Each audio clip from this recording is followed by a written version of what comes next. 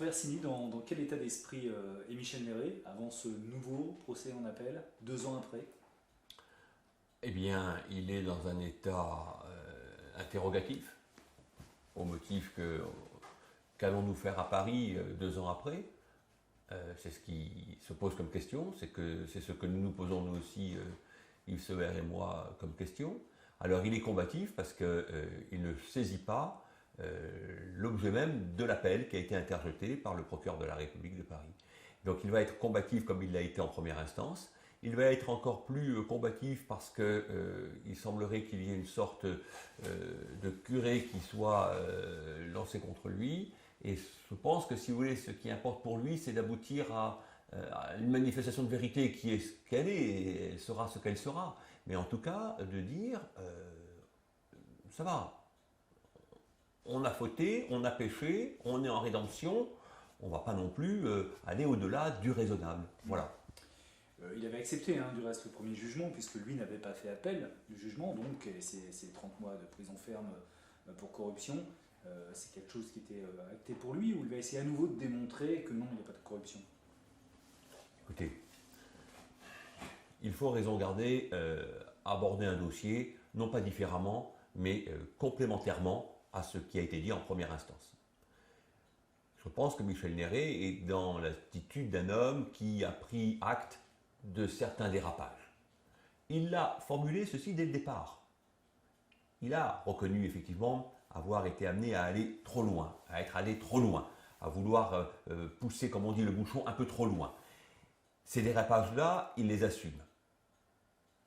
On est dans une phase, si vous voulez, non pas de reconnaissance complémentaire, on est dans une phase de reconnaissance existentielle qui peut-être va permettre, au regard de ces 3 journées d'audience, de compléter, je vais dire, une volonté de Michel Néré de faire le deuil de ce passé un peu ombrageux pour s'orienter vers une restructuration de sa personnalité, ce à quoi il est par nature voué. Il est un peu étrange ce procès où il manque la moitié des prévenus de la première instance. Il n'y aura que, voilà, ils étaient 9 et ils ne sont plus que 4 cette fois-ci. Les autres, il n'y a pas eu d'appel. Alors c'est paradoxal parce que l'appel effectivement est bien ciblé. Il est d'autant plus ciblé qu'il concerne quand même 3 fonctionnaires de la police nationale et un élément complémentaire qui lui n'est pas membre de la police. Effectivement, l'appel cible ces 3 policiers-là, dont Michel Néré. Est-ce à dire que pour les 2 membres du parquet qui étaient présentes à l'audience et qui ont requis les peines souhaitées, eh bien, il fallait effectivement aller encore plus loin dans le processus sanctionnateur à l'endroit des forces de police? Peut-être, mais il est bizarre quand même que cet appel soit bien ciblé, bien restrictif et bien, j'allais dire, aussi discriminant. Très clairement, le code pénal prévoit 10 ans de prison pour corruption. Et, Michel Néré a écopé de 30 mois, ce qui permettait d'aménager la peine et qu'il ne retourne pas en prison. C'est quand même là l'enjeu de ce procès en appel, c'est peut-il être envoyé en prison ou pas? Alors, pour être honnête avec vous, bien sûr qu'il peut aller en prison, il peut retourner en prison. Si nous n'emportons pas la conviction des magistrats de la Cour d'appel de Paris, si ceux-ci ont, au regard des dépositions de Michel Néré pendant ces 3 jours d'audience, l'intime conviction que celui-ci s'est fourvoyé dans des attitudes délinquantes qui sont certainement beaucoup plus conséquentes et beaucoup plus symptomatiques de ce qu'il a été amené à perpétrer, ils peuvent aller dans des peines très lourdes. Et puis Michel Néré se retrouver en maison d'arrêt.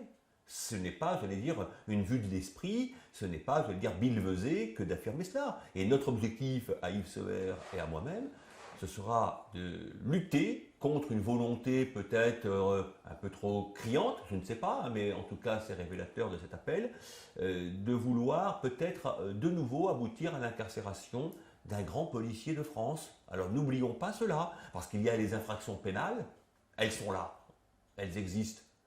Et on oublie aussi que Michel Néré a été de ces grands policiers de France. Il a fait 8 mois déjà en préventive, ça a été une expérience évidemment, comme pour tout le monde, traumatisante. C'est vraiment ça son angoisse aujourd'hui, c'est de se dire ça peut recommencer? Oui, c'est son angoisse. C'est son angoisse existentielle, intrinsèque.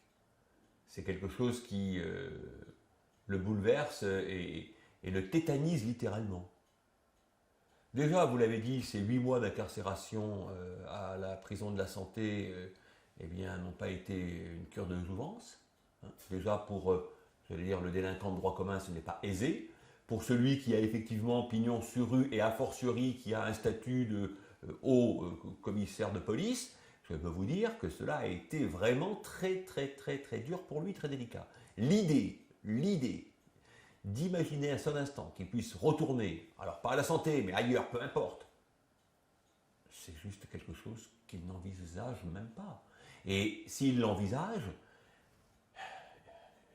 je pense que si vous voulez, il ira. Hein. Il faudra qu'il y aille. Hein. Mais dans quel état va-t-il en ressortir? Je ne sais pas.